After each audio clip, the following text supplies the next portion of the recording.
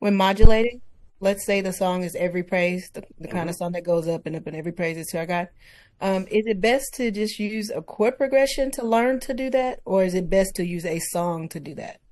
When you want to, oh, when you want to You can modulate. do both, but I'm always going to opt for the option of a song because it just brings it closest to home if you Okay. can do it with a song, right? And we always like to use the 5 of 5 to What does get that to mean? the Five new of key. five. I'm gonna show you right now using every praise too. So even though every praise have its own built-in, which uses a modulation, what if we didn't want to do that, or if we're playing a song and we don't want to do that? Every praise is to our God, everywhere to worship, one accord. Every praise is to our God. Sing hallelujah. See how I made that modulation? What I did, I went to A flat. I mean, I played it like this, but it's still an A flat chord, right? And then that takes me, or G sharp, takes me to C sharp, right? So the 5 chord of the new key is what I went to. So coming to,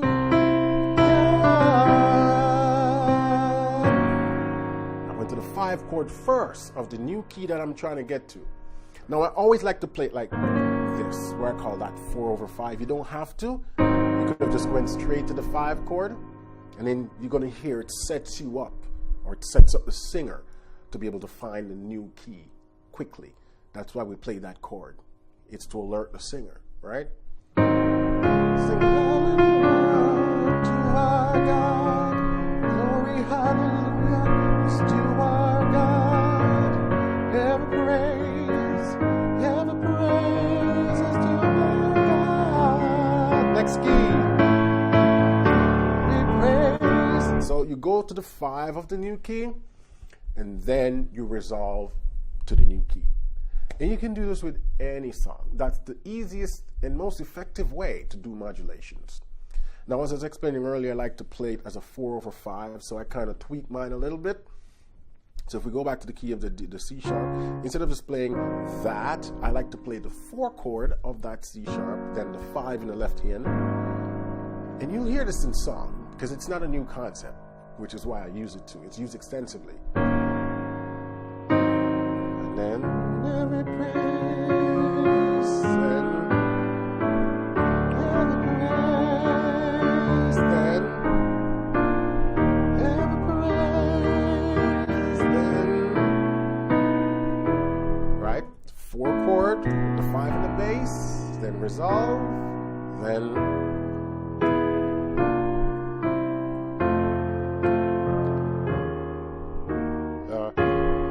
where am I? F sharp. Oh, so you can literally sit and practice it like how I'm doing it. So listen, I'm doing it.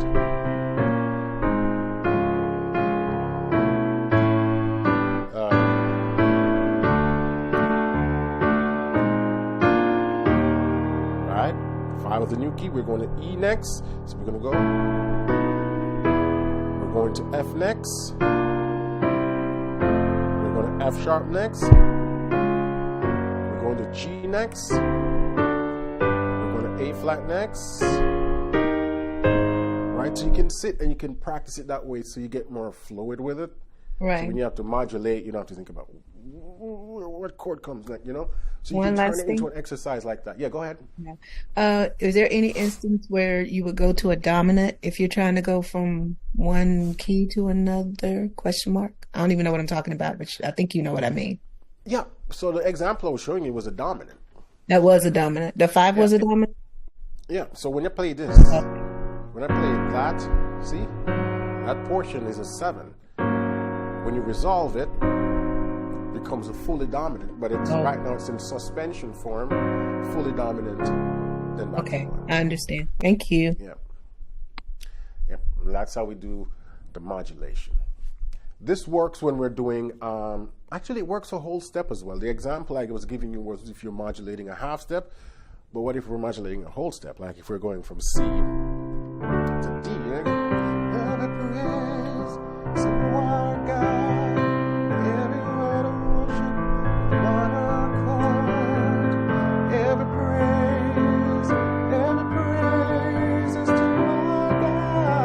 Same concept. Sing hallelujah. Now I did a full modulation, but notice I did the same concept. 5 of the new key to 1. Or then if you want to do the more fancy way, you do the 4/5, which is like a suspension version, then resolve, and then that takes you. And so it doesn't matter if the modulation is half step, whole step, or even a minor third, you can still use the same concept.